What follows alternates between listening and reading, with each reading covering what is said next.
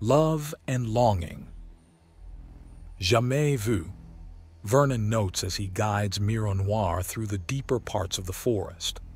Jamais vu? She asks, and he chuckles somewhat ruefully. Probably the wrong saying, I'm not quite sure how to explain it.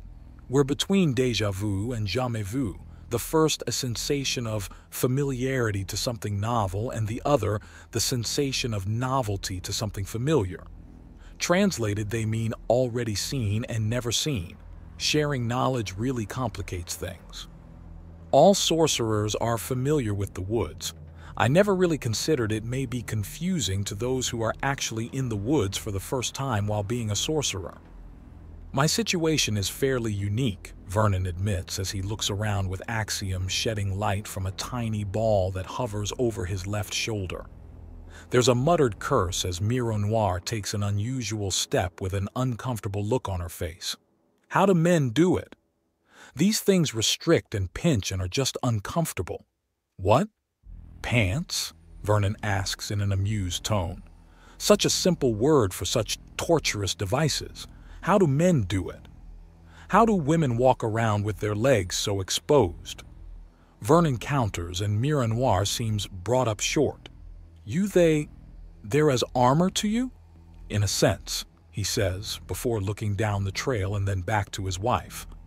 The surveying can wait. We can head back.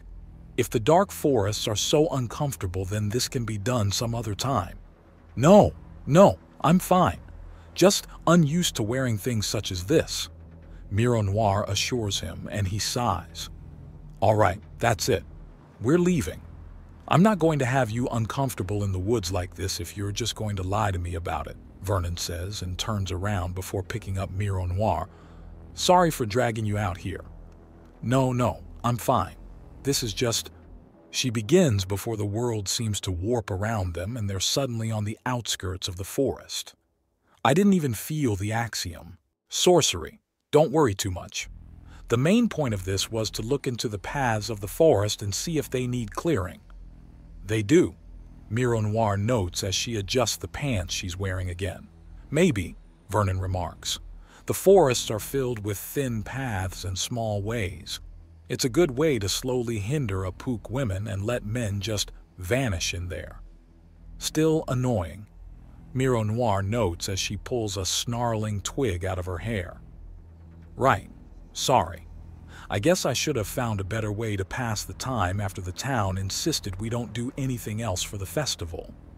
It was time well spent. I can certainly understand some of the older stories more clearly now. How sorcerers can just vanish into the woods and not be chased. She mutters as she pulls out a leaf and considers things. Was it really so simple for you? The branches brushed up against me, but nothing was snaring or pulling at me. Vernon notes. Why don't we check on the festival? See how far along they've gotten into butchering and preparing the Leviathan. Mironoir notes. That and get you into a proper skirt at least. The way you're moving, you're going to split those pants sooner or later. Yes, please let's... Mironoir begins before letting out a slight sound of surprise as Vernon picks her up into a bridal carry. I can jump myself. I want to carry you, he says, and launches himself into the air. Besides, it was my bad idea to bring you into the woods. I should have known that things would be more complicated than simply wearing pants instead of a dress. Yes, but I can't let myself grow too used to you wanting to pamper me. I'm a battle princess, strong and capable. If I let myself grow too spoiled, then that fades away. Mironoir protests as she cuddles into her husband's arms and lets her tail wrap around him somewhat. Oh? So you're saying we should have more duels to test each other? It was more fun than I expected after all, so I don't see why not. That would be wonderful. Perhaps a contest of war fire? See if we can both increase our skill with the old art? She asks, and he smiles at her. I'd love to. Thermokinesis is all kinds of fun. You're using big, complicated words for simple ideas.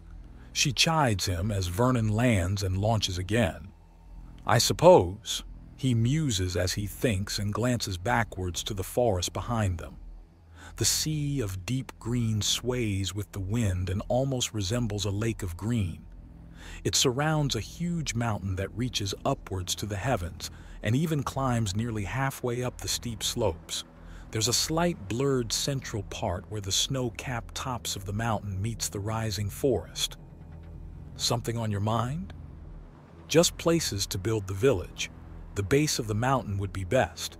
Lots of resources and likely clearings, Vernon remarks as they reach the apex of the jump. What will it be like? You've shown some images and explained it will be a place of teaching, but what kind of teaching? Healthy minds and healthy bodies will be the watchwords.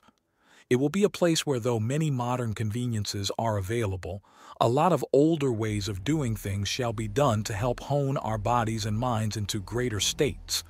Sure, automated ranching and farming are easily done, but ranching by hand and learning about the beasts, not to mention hunting wild game, will both teach a great deal to students. Vernon explains, and Mironoir makes a considering noise in her throat. So, it won't be unlike the Sisterhood of Inner Ember's order. Much of their spiritual refinement is based around labor and honest work, smoothing out the soul and wearing down the sin, Mironoir explains as Vernon braces himself for the next jump and quickly hits the ground before launching again. Somewhat. It's more like having a deep foundation that can be built off of without relying on anything. The main point is to give the people that come to the village a foundation, an identity to stand on.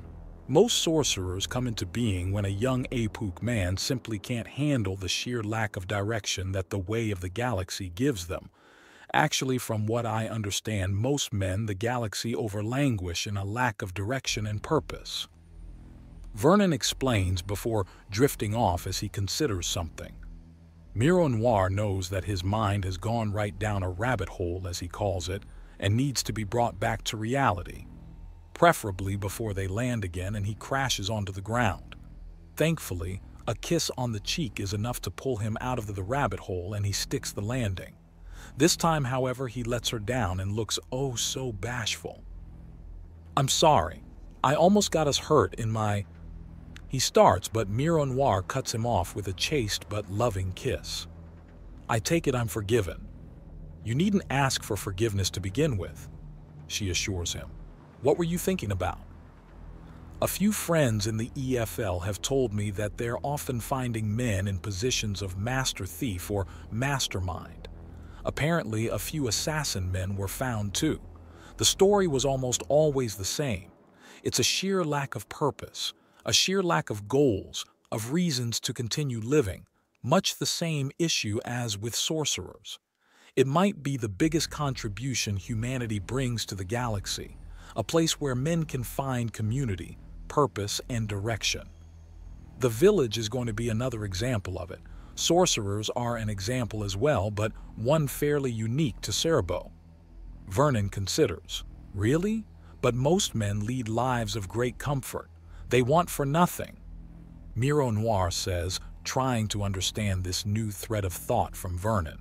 "But direction, a lifetime of being provided for and never tested as a person, can lead you to feeling unfulfilled." He muses.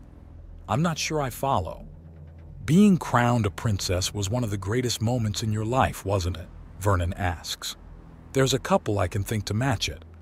Mironoir gushes and he hugs her softly. "So many men of the galaxy over never have moments like that.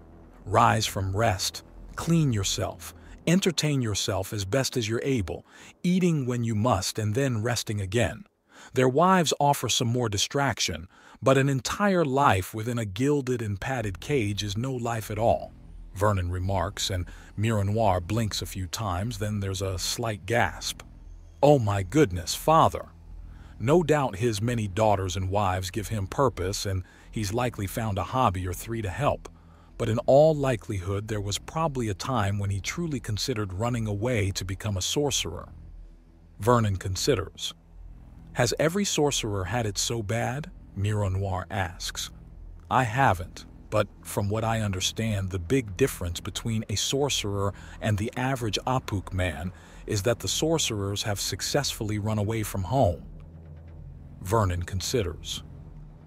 Do you think this village you're going to be founding will accept older Apuk men? Anyone that wants to come and learn will be allowed to, but I'll have to retool a lot of what I was considering. The skills are important, as is the discipline, but direction is also very important. Helping each shinobi find some kind of direction to go into, in addition to the power and strength, will be very important. Perhaps the most important thing we can offer. Vernon considers before crossing his arms and looking into the distance. I know that smile. You've just figured things out. Somewhat. Self-mastery has long been a central tenet to most martial arts from Earth. Those that aren't full-on combat training have a lot of philosophy baked into it. The more I consider it, the more I realize just how good a fit this village will be. We just need to find a way to make it a bit more accessible without losing what makes it work, and we should have a great system going. Roving recruiters, perhaps? Send a few of your shinobi out to the towns and cities with news that they're looking for students to train. If they guide the students back to the village, then a lot of the concerns would fade away. Mironoir offers and he nods. That's probably the best idea. We should also include some methods of contact. Some people might want to only join more subtly with the others. Vernon remarks, Mr. Shea, are you implying that there may be some boys and men pressured to stay home? Mironoir teases him. My dear Lady Noir, I think there's always some unfortunate soul in every society. It's reaching out to as many as possible that's of import. I'd rather be too thorough than not thorough enough. He answers, giving her a kiss on the cheek. Now, I think someone's rather desperate to get out of those pants, he says, and Mironoir nods before launching herself into the next leap of their trip. He quickly catches up behind her and can't help but notice that the pants are starting to tear. How she had done that in loose, comfortable-looking pants was a bit beyond him. Several more massive leaps and they arrive back in Mironoir's hometown. An enormous amount of activity as bunting is being hung up while several hundred Apuk work together to carve the Leviathan to the bone and cook all of it. Massive cooking fires are being set up and sustained by numerous war fire users, even as the gigantic bones have strips torn off them. The smell is heavenly and savory. Even without spices or garnishes, the upcoming feast should prove to be one to remember.